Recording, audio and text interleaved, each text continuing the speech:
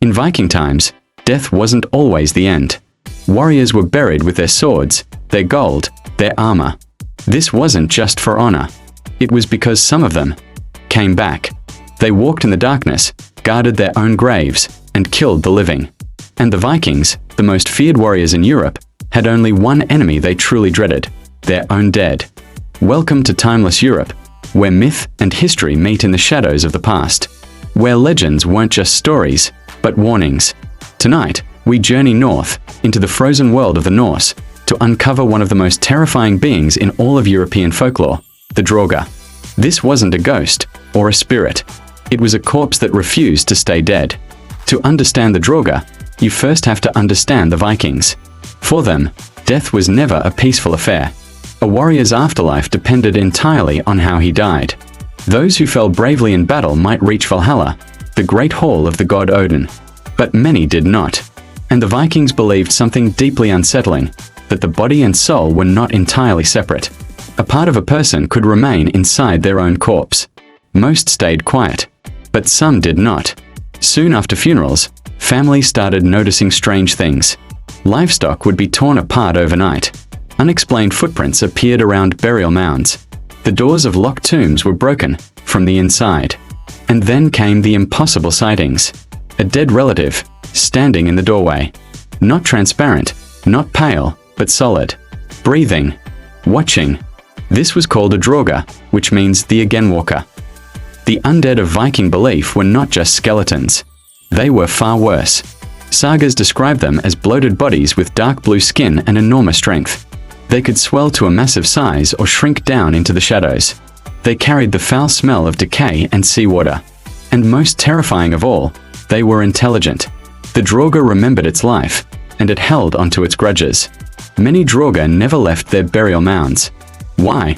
Because Vikings buried their warriors with immense wealth. Gold rings, fine weapons, even entire ships. The dead didn't always give up these possessions willingly. Anyone who dared to rob a grave risked meeting its owner, and that encounter was rarely survivable. The famous Grettis saga tells of heroes wrestling with corpses that were stronger than bears. These weren't spiritual battles, they were brutal, physical fights. The Draugr could bleed, break bones, and kill. The Draugr also possessed terrifying supernatural powers. They had superhuman strength, could control darkness, and even shapeshift. They could invade your dreams and drive you insane just by being near. Worst of all, they spread fear like a disease. Entire farms were abandoned overnight. People would rather face a pack of wolves than a single Draugr. So how did the Vikings fight the undead? Killing a Draugr was extremely difficult. Swords and axes alone rarely worked. So, they developed specific methods. They would try to cut off the head, burn the body, or move the corpse so it was facing downward. Sometimes they would place heavy iron on the chest or pin the body to the ground with stakes.